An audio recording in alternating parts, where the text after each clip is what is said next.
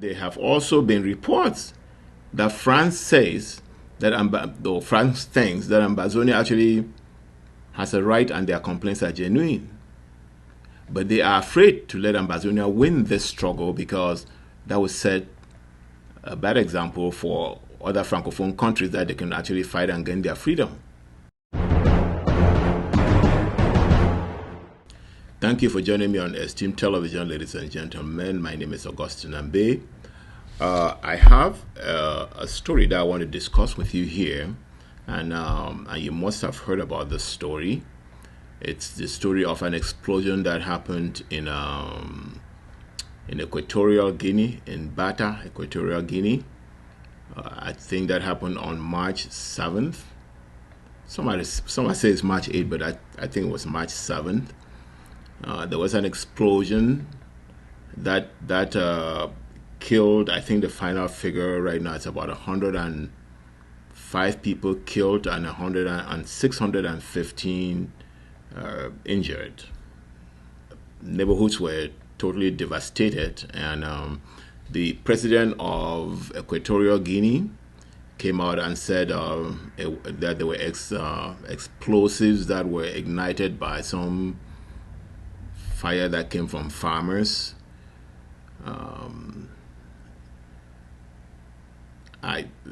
Those are the facts, and those are the facts that are being reported by other news organizations worldwide. Now, the other set of facts is that the government of La République du Cameroon sent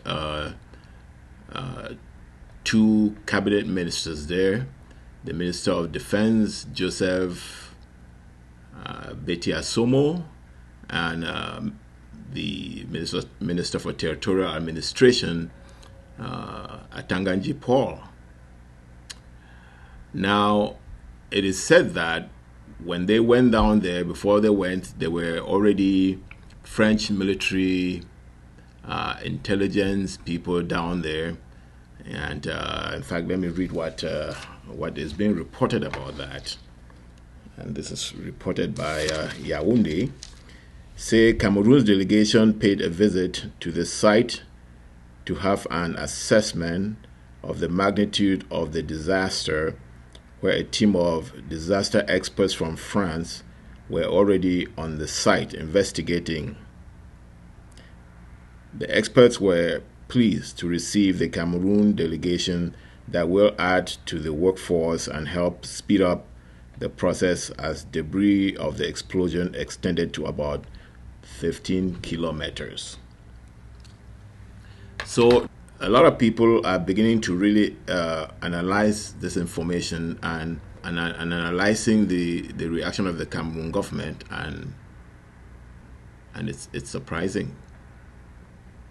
So some of the analysis are that what is really going on here is that the government of La République du Cameroon, who is under pressure and under a lot of scrutiny internationally, is being supported by France, and that explosion was really an explosion of military equipment that was sent by France, but did not want to be implicated in the genocide going on in the southern Cameroons, in Ambazonia. So they made arrangements, and they were with the government of Equatorial Guinea, and they're storing this equipment there, and that's why these two cabinet ministers went there and went to the site and started doing all kinds of work and inspections without members of the Equatorial Guinea government along with them, and that's what also explains French experts already on the site. Now, this I mean, if you just know the history of French operations in Africa, this will not be surprising, because the French supported the Biafra War, but they supported the Biafran War from Gabon. They brought in their equipment, they destroyed it there, and they sneaked in the equipment into Biafra by night. Now, this is not me saying it. This is what the French ambassador in Gabon at the time reported in a documentary produced by Al Jazeera. Some of you must have seen that. There have also been reports that France says that France thinks that Ambazonia actually has a right and their complaints are genuine. But they are afraid to let Ambazonia win this struggle because that would set a bad example for other Francophone countries that they can actually fight and gain their freedom. And so, while I have listened to Western governments that are sympathetic or say they are sympathetic to the Ambazonian situation, always talk about collaborating with their partners. And these partners that they talk about include the French. And if you are somebody who has been following us on this channel, you know that we have always said we hope those partners are not part of we hope those partners do not include France, because France is really the perpetrator of what is happening in Ambazonia right now. And so those who are looking at what is happening in Equatorial Guinea and are making the same analysis are not far from the truth. And I use the word far from the truth because these are all covert operations, and so it's like a partner cheating on the other one, and you will never catch them in bed, but you can catch them by circumstantial evidence. And so this is what is going on here. This is what's going on here. If you remember, there was a video where there was a Nigerian woman who was attacking the French, saying that Nigeria was never a French colony, and so France should stop meddling in the internal affairs of Nigeria. So the message could be relayed to the French authorities wherever they are in France that Nigeria is indeed a sovereign country, and as such, any form or attempt to compromise our territorial integrity will be resisted wholeheartedly. At this point, I want to stress, Nigeria was not colonized by France. Therefore, they have no business coming to toy with our lives here. Since 2015, when the present administration assumed leadership, that is the leadership of President Muhammad Buhari of this country, there has been tremendous progress recorded in the fight against the Boko Haram terrorist group. So much so that Nigerian troops captured their operational headquarters, Camp Zero, in Sambisa Forest to the glory of God, and we're all happy about that. It didn't stop there.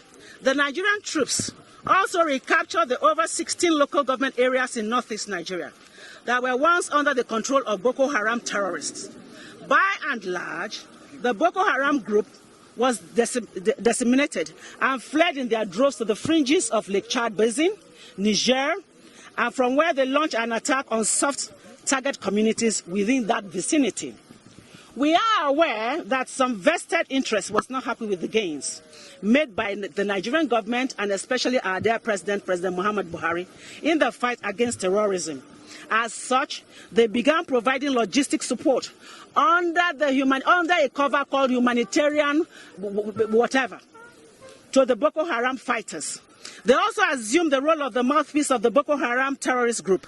They used their state medium to promote their nefarious activities and to give them the needed psychological boost, claiming human rights for people that have been raised trying to kill fellow Nigerians by them. The movement against slavery and terrorism wishes to state categorically and on unequivocal terms that France is indeed responsible for the resurgence of Boko Haram attacks in Nigeria. The movement against slavery and terrorism wishes to inform the President of France, Emmanuel Macron, that the world is indeed watching closely, and we, especially Nigerians, are also watching very closely. And should the French authorities not halt the spread of terrorism in Nigeria, the day of reckoning is indeed near, and very, very near. Again, I want to stress another fact. A cargo plane was intercepted either in Chad or Niger the other time, and in Mali, and it was all African children. Some of them were Nigerian children, and they were taking them for what? For their pedophile people to destroy the destiny of these children. And then after these children die, they use them to harvest human organs for their own children. No child is greater than any other child. We say no to France. I said we say no to France. We say no to France. We say no to France. Thank you. So let's assume, and I think we'll not be far from the truth assuming, let's assume that what is happening in Equatorial Guinea, the devastation there is because of France storing equipment there. There's one, this gentleman's name is Tutu Alicante, asking, he's an Equatorian lawyer based in the United States. He's asking the Equatorial Guinea that you're saying that these were explosives. Why would you be putting explosives in the middle of a population? So you can already see that the story about which the Equatorial government is putting out, that these were explosives that were ignited by some accident, it's not holding water. Not even with Equatorial Guinea citizens. So you can see more and more that this is really, there's something very fishy going on, and that fishy thing has to do with Amazonia and the war that the French have been struggling to win there, and their attempt to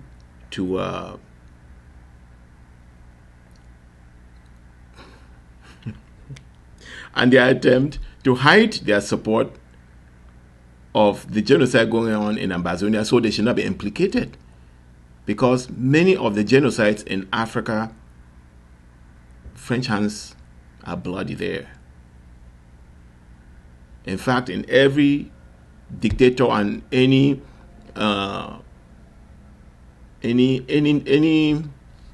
what's the word? Any failed state in Africa is a francophone state, a French colony.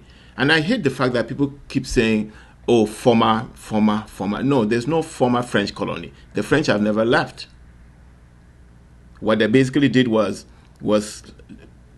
painted a picture of leaving, but before they did, they made sure that they were the people who wrote that country's constitution, gave them their flag, gave them their anthem, gave them their money, then kept their citizens there supervising everything before they left. And so if you think these French experts that were on the scene in Equatorial Guinea came from France, my best guess is that when they heard that that the equipment that was shipped from France a few weeks ago have exploded, they were like, let's go and make sure. So they were the first to be there. So, and I think this now starts, and they do all of this covertly because of the international implications. But I think what Africans should really be emphasizing is that, why is it that laws are not internationally obeyed in Africa? Why? Why is Africa still the farmland or the free for all, where European or Western adventures continue to take place as though there are no human beings living in that land? Because if you look at the struggle of Amazonia, it really should not be happening. It is a total violation of law. It is a total violation of law. It's a total violation of laws that were written by the United Nations itself. It's a violation of laws that were written by the League of Nations. It's a violation of agreements between La République du Cameroon and the Southern Cameroons at the time. These laws just need to be obeyed. But because laws are never obeyed and people believe in playing games and undermining the humanity of the Africans, it becomes this market for arms and for playing games and not allowing the Africans cooperate. In Europe, let me say something really quick before I forget. When I listen to even some of the members of parliament that are supporting us in the international communities, when they talk about us or when they talk about Ambazonia, they refer to Ambazonians as the Anglophone minority or the English-speaking minority. No, Ambazonians are not a minority in La République du Cameroon. We are not citizens of La République du Cameroon. If there's any type of union that was supposed to take place, it was supposed to be a union of equal partners. We're not part of their population to be a minority. So those who want to support Ambazonia, please stop calling Ambazonians a minority. Because when you start saying Ambazonians are a minority, you're already admitting that they are actually legitimately buried in that colonial empire when they were the freest people in Africa, voted governments and there was transfer of power without any problem. So please, Ambazonians are not a minority in La République du Cameroun, and that's what this whole rebellion is all about. And so if you really want to support Ambazonia, take time, read the story, and if you don't, then you'll be making mistakes and then defeating the effort that you really want to support. And so what I wanted to say was that if you go to Europe, Netherlands, which is a small country, they never call it a minority in Europe. No, they never call it a minority in Europe. There are very small countries in Europe, some that are smaller than Ambazonia, but they have equal power. If you go to Belgium is a very tiny country, but Belgium is not considered a minority in Europe. It is a state with its state powers, brings its own representatives, and they are equally respected as the representatives of Germany or France, which are large countries in the EU. So please, stop calling us a minority, because what we are fighting for is not for minority rights. La République du Cameroun and the French created a situation where we are a minority so that they can play these games and start murdering our people. But we need to maintain the law. We can never deviate from the truth, because anybody calling us minority is deviating from the truth and not helping the situation at all. So in Europe, all Europeans cooperate with each other, they obey laws, and those laws apply the same for big states and small states. When they come to Africa, what they want to do is pit one African against another, pit Nigeria against Ambazonian interests by undermining the law, and therefore violate international laws in order to accomplish that. Then they supply arms through Gabon to undermine the Nigerian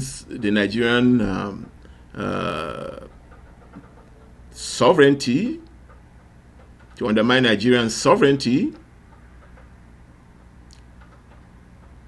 by supporting, right or wrong, the rights of Biafra to secede from that sovereignty. I think Professor Carlson Anyangwe has argued that secession is not a crime.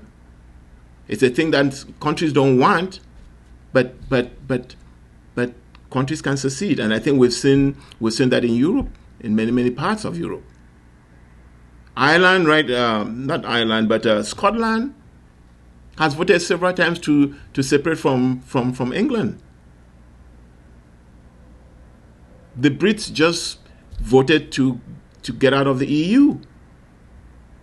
The relationship that took place between Ambazonia and La République du Cameroun, the forced relationship, was supposed to be that same kind of relationship where Ambazonians can decide that we don't want this anymore, and they will leave because they were never part of La République du Cameroun. There's an EU law that says that all countries must maintain their boundaries and independence. if that were to apply, La République has absolutely no right to go past Mongo or Matism in its claims, in its territorial expansion, because that's really what it has become. So let's hold the feet of the world to respect African humanity and the rights of Africans as human beings. And then when you do that, then we'll ask the question, are we saying that force is more than law? Or that only applies in Africa? And if it only applies in Africa, why? We can't just accept that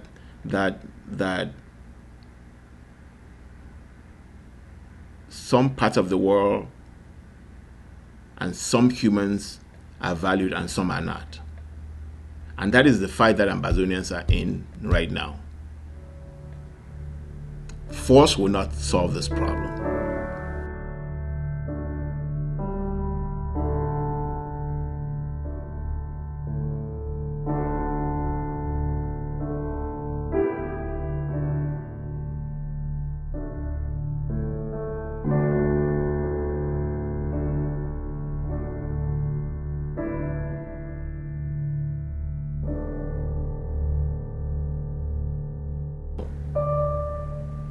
So that's what is going on in Equatorial Guinea.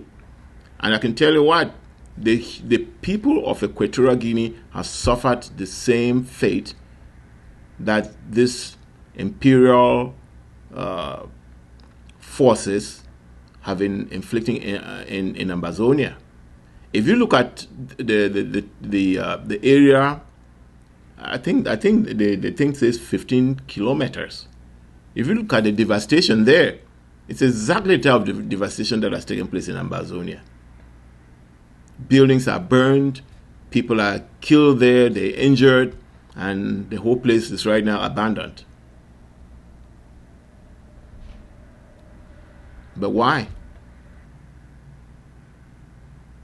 So Equatorial Guinea is now paying the price for allowing its territory to be used to conduct the war in Ambazonia.